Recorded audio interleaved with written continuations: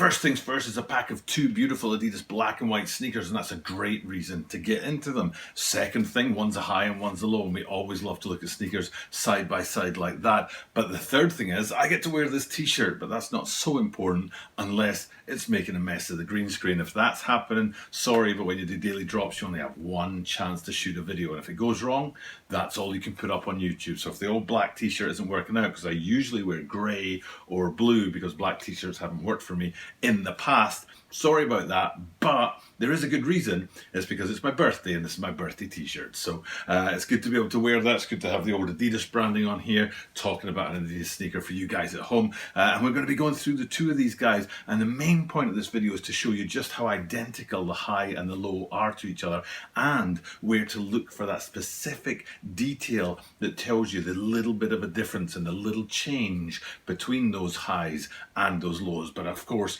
all the other hits on the shoe, the branding, the materials, and the construction as well. So without further ado, let's get into this and have a close-up look at the upcoming release of the Adidas Forum High and Low Black and White Pack.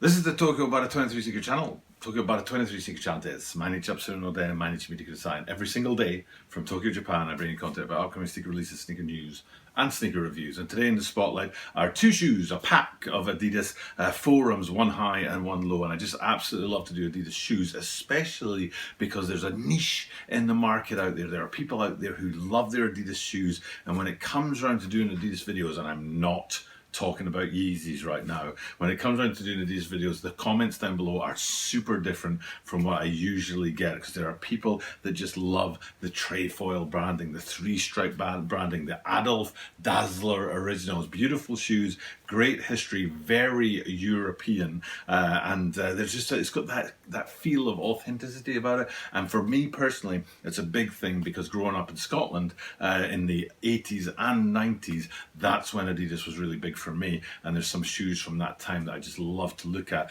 And then we've got these guys here that really represent that. It's the classic branding on these guys. Adidas officially has 4 different brands. There, the circle that is the earth, and then there's the mountain one, and then we've got the trefoil branding on here, and I've lost the 4th one. I can't remember what the 4th one is, but the point being that when I was in high school and loving Adidas sneakers, and it was the classic trefoil branding, and that's what we've got on these guys, not the mountain, not the earth, and not that 4th one that slips my mind right now. And this classic, they've brought it all into this shoe, the classic branding, the classic styling, and then they've also got a lot going on between the two shoes. So we'll get into that right now. And I think what I'll do is I'll start with the classic hits, then we'll get into the similarities between the shoe, and then we'll get into that little bit of a difference. So first thing first, classic branding in 2 particular places. Now what I'm talking about first and foremost is the trefoil branding that you see towards the back, near the heel, kind of halfway between the heel and the ankle, I would say,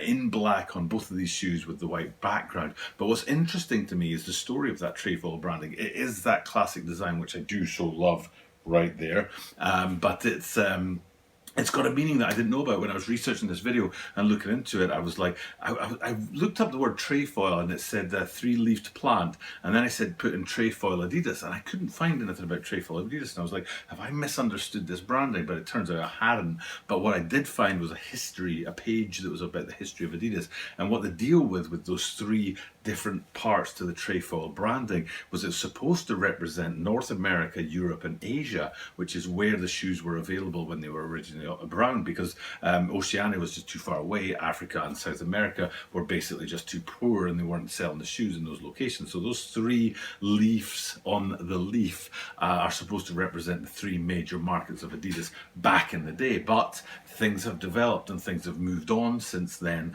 and they had to change that branding because the markets have grown, and because places like Africa and South America do play a big part in brands these days. So they updated that with the mountain style 3-stripe branding, which is supposed to represent challenge and things like that. So it's great to see that classic trefoil branding on the ankle area, the heel area in black on on the white, one of my favourite things from growing up in the 80s and the 90s. And then coming forward from that, you've got the three-stripe branding itself, which is classic, but there's something particular about it that I just love to see on shoes. And again, if you're an 80s and a 90s guy, you'll probably know what I'm already talking about. And zoomed in on one of the pairs, don't know which, we'll be able to see on the green screen here that it's not just straight up three-stripe branding, it's jagged, serrated edge three-stripe branding. Thank you very much. That is one of my favourite things to see on an Adidas shoe, and this alongside the trefoil branding makes it kind of a classic feel, an OG kind of feel to both of these shoes. So major branding points are those two, major talking points,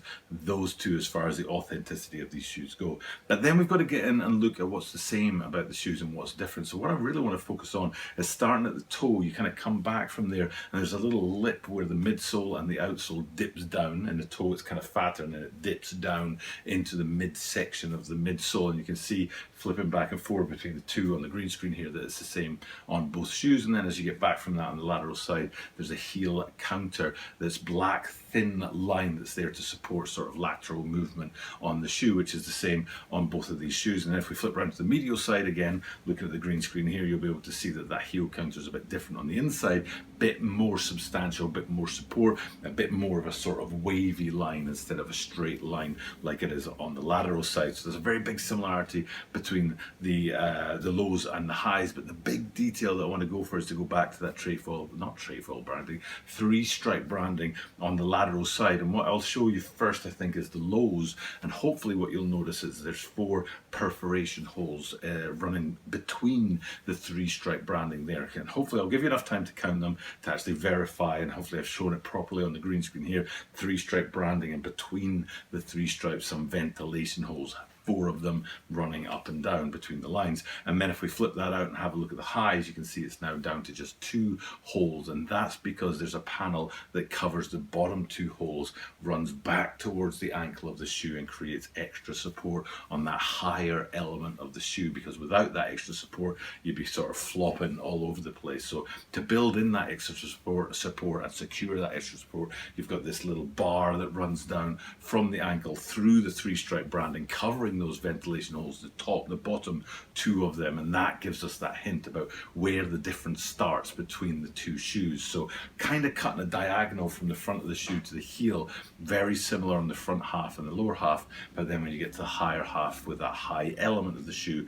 that's where a major part of the difference comes in. And the biggest feature on both shoes, although it's slightly different in construction, is up there on the top of the ankle where you can see the Velcro ankle strap, which gives you that added extra bit of support. To be honest, not so necessary in a low, but very necessary in the highs to give you a bit more support around your ankle. I don't know if it has any function in the lows other than just for design, but it's still a very cool feature, and it does provide that similarity between the lows and the highs that we've kind of been looking at throughout this video.